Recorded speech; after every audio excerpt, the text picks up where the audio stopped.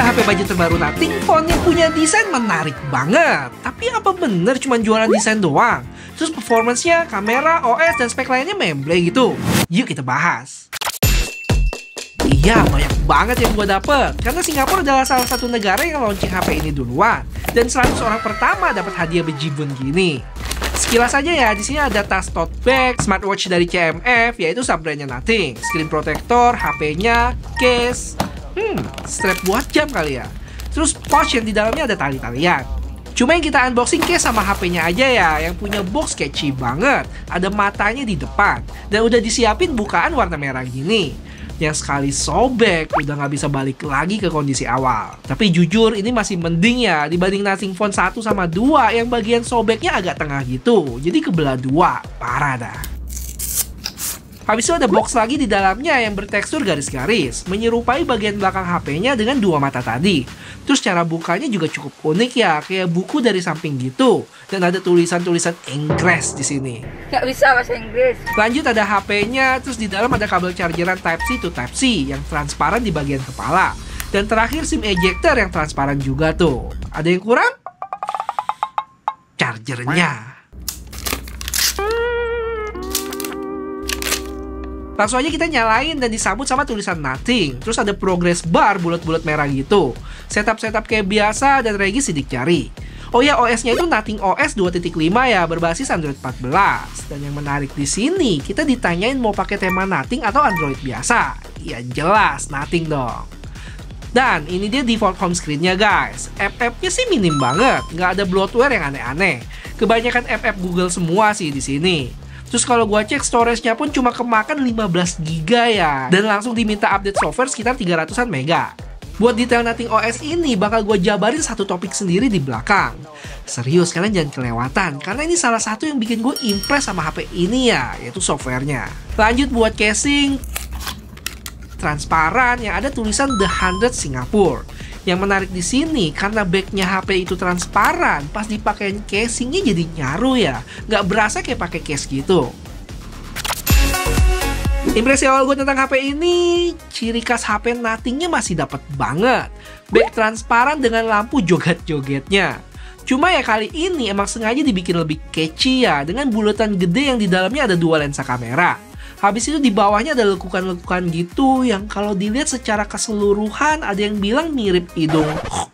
Dan ada juga yang bilang kayak muka orang dengan usus-ususnya.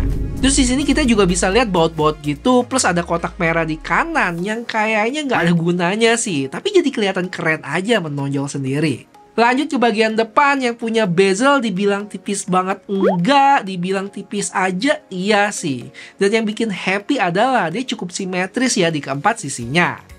Terus kombinasi sama tombol warna hitamnya sih pas banget di warna putih ini. Lebih kontras aja, ada power button di kanan dan volumenya di kiri. Oh ya, material HP ini dari plastik ya, framenya juga sama. Tapi serius gue nggak berasa kayak HP murah sih, build quality-nya masih oke. Walaupun yang namanya plastik bakal gampang kena baretan, tapi keunggulannya lebih ringan dan nggak gampang pecah. Sekarang pertanyaannya, gimana setelah dipakai 1-2 tahun ke depan? Apakah bakal menguning? Banyak baretan juga? Cuman waktu yang bisa menjawab. Oh ya BTW guys, buat kalian yang suka gue bahas HP-HP unik gini dan biar modal gue beli HP-nya nggak sia-sia, boleh bantu gue buat like video ini ya, bakal berarti banget. Thank you. Lanjut kita ke spesifikasi, tapi yang penting-penting aja ya, yang punya layar 6,7 inch AMOLED dengan refresh rate adaptif dari 30 ke 120 Hz. Untuk performance pakai chipset MediaTek Dimensity 7200 Pro buatan TSMC dengan pabrikan 4 nanometer. Yang kalau gua tes Antutunya itu dapat skor di sekitar 680 ribuan. Untuk baterainya 5000 mAh yang support 45 watt charging, yang diklaim Nothing ke 100% itu dalam 59 menit, dan nggak support wireless charging ya. Habis itu kita ke kamera yang anti gimmick-gimmick crop nih, 50 megapiksel lensa utama ber-OIS, dan 50 megapiksel ultra wide. Nggak ada lensa depth atau makro 2 megapiksel ya. Nggak apa-apa. Untuk selfie-nya 32 megapiksel. Terakhir buat spek lainnya, HP ini udah stereo speaker, NFC, IP54, dan dukungan software 3 tahun Android dan 4 tahun security. Oh ya, buat haptic feedbacknya juga termasuk oke sih, bukan yang lemah kayak HP murah gitu. Gue bisa bilang Nothing OS ini salah satu OS yang menyita perhatian gue.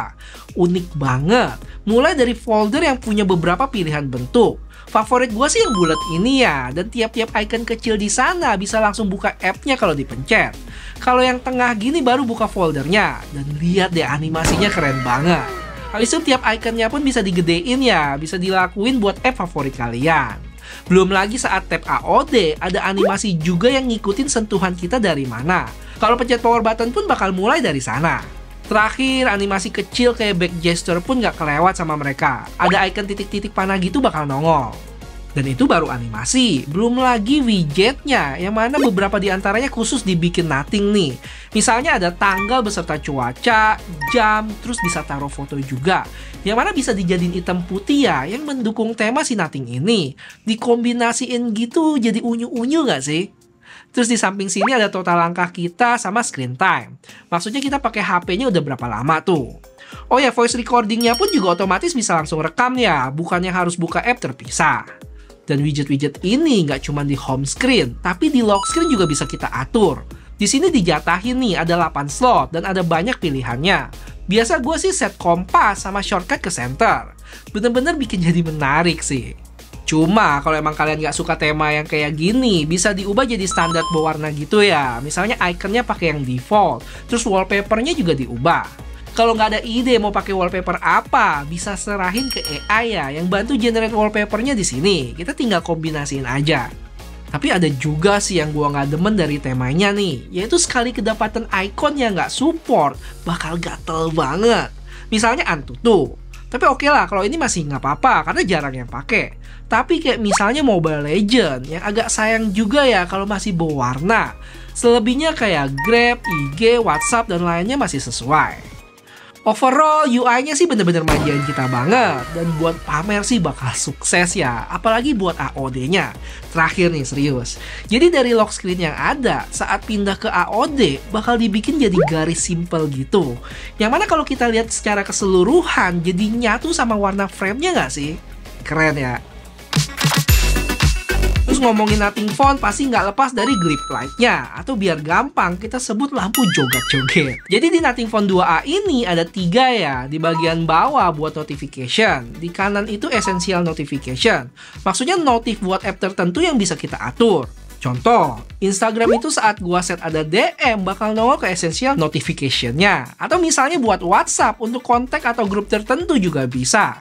Nanti lampunya bakal nyala terus tuh sampai kita unlock HP-nya. Habis itu di kiri atas buat lampu progress bar. Misalnya kita bisa pakai buat aktifin timer, yang nama kerennya Glyph Timer. Atau bisa dipakai juga sama app pihak ketiga, yang sayangnya masih terbatas sih buat sekarang. Baru Uber, Zomato, sama Google Calendar. Jadi maksudnya kalau buat Uber, nanti progress barnya bakal menyesuaikan sama jarak driver udah mau nyampe atau belum. Terus selain bisa joget saat ada telepon masuk dengan pengaturan di ringtone-nya ini, dia juga ada fitur musik visualization. Yang mana semua musik yang keluar dari speaker HP ini bakal dijogetin sama si Glip-nya. Nggak cuma pas setel lagu ya, kalau pas buka game dan ada lagunya juga bakal goyang dia. Oke, sebelum kita ke sampel foto sama video, mari omongin dikit kamera app-nya yang masih mempertahankan aspek simple dan minimalis. Terlihat dari menunya yang nggak banyak sih, cukup yang penting-penting aja disimpan. Kayak misalnya slow-mo, video, foto, portrait, dan nggak lupa ada expert mode juga. Terus yang gua demen, beauty-nya nggak dibikin ribet mesti edit sana-sini ya. Pilihannya cuma ada off, natural, sama strong. Buat hasilnya ya emang kelihatan sih yang strong lebih dihalusin gitu. Nggak cuma tekstur kulit, tapi sampai ke jenggot-jenggotnya juga. Lanjut buat video resolusi kamera belakangnya bisa mentok sampai 4K 30 ya. Sedangkan depannya 1080p 60 aja. Pas recording pun bisa pindah lensa untuk 1080p. Tapi sayangnya perpindahannya nggak mulus, agak ngejegrek gitu. Perubahan warna antar lensanya juga cukup berasa. Jadi untuk resolusi 1080p 60 fps ya guys ya. Stabil juga. Dan gimana dengan dynamic range-nya? Oh, lumayan loh. Oke lah. Nggak yang super clear tapi udah cukup menggambarkan, udah berbentuk background gua yang di gedung-gedung di belakang. Terus kalau ini untuk 4K-nya 2 kali bisa mentok di 10 kali. Waduh, ngapain gua zoom ke cowok-cowok bugil ini? Sedangkan buat fotonya oke aja sih, secara warna lebih mendekati natural, tapi kadang suka nggak konsisten juga di beberapa kondisi. Muka gue bisa kelihatan jadi kemerahan gitu, dan kadang bisa lebih saturated juga. Overall menurut gue sih oke aja ya hasil foto dan videonya, bukan yang terbaik tapi nggak yang jelek juga. Sesuai lah sama kelasnya untuk HP budget. HP ini punya 2 warna ya, ada yang putih sama hitam. Buat varian di Singapura ini cuma ada satu, yaitu 12 plus 256 GB, seharga 499 Singapura dolar, atau kalau dirupiahin langsung sekitar 5,8 juta. Terus buat gratisan tadi itu terbatas ya, kalau nggak salah setelah tanggal 9 Maret itu udah nggak ada lagi. Dan ingat, ini harga resmi di Singapura. Kalau kalian mau kirim ke Indonesia bakal lebih dari itu, karena masih bayar pajak, ongkir, dan lainnya. Terus buat siapa HP ini, Bang? Yang jelas buat pemuja chipset, lupakan HP di harga 5 jutaan ini. Karena kalian bisa dapat performance yang lebih ngebut dengan harga yang sama, atau malah lebih murah. Belum lagi, kalau kirim ke Indonesia bisa jadi mungkin 9 jutaan setelah bayar pajak dan lain-lain. Makin nggak worth it. Dan gua sih nggak saranin ya buat kalian yang punya budget pas-pasan. Tapi buat teman-teman yang budget bukan masalah, suka dengan sesuatu yang unik dan beda dari kebanyakan HP di luar sana. Serius, kalian bisa lirik ini. Punya desain unik, terus ada lampu joget-joget, tapi jujur buat gue sih bukan daya tarik utama ya. Walaupun harus diakui salah satu hal pembeda juga. Paling yang berkesan buat gue itu ya UI-nya yang cukup impresi gue. Enteng, simple, dan buat gue pribadi lebih berkelas aja. Terus walaupun HP ini bukan HP performance, tapi jangan salah paham juga. Buat jalanin aktivitas sehari-hari kayak browsing, texting, Google Maps, YouTube, dan lainnya aman. Walaupun di beberapa bagian berasa lambat, misalnya pas pakai kamera terus langsung buka hasil fotonya, mesti tunggu pemrosesannya bentar. Atau untuk settingan game yang nggak bisa dapat full tuh, misalnya Mobile Legends di high aja. Tapi kalau mau beli bisa di mana, Bang? Buat teman-teman yang emang tertarik, langsung DM aja Jasip rekomendasi gua, sg.chipshop. Dijamin aman, resmi juga, dan pengirimannya pakai DHL Express. Mereka ada Tokopedia-nya juga ya, biar transaksi lebih terjamin. Dan terakhir, gue punya trik buat kalian biar bisa dapat HP ini lebih murah, yaitu langsung terbang ke Singapura dan beli sendiri. Terus nanti pas pulang ke Indonesia, tinggal regis emailnya aja tanpa bayar pajak. Karena harganya itu masih di bawah subsidi 500 USD. Dan sekali lagi ingat, ini cuma berlaku buat hand carry ya. Kalau kalian kirim pakai DHL gitu, nggak ada subsidi 500 USD tadi. Makasih buat yang udah nonton, jangan lupa subscribe buat yang belum ya. Sampai ketemu di video selanjutnya, bye-bye.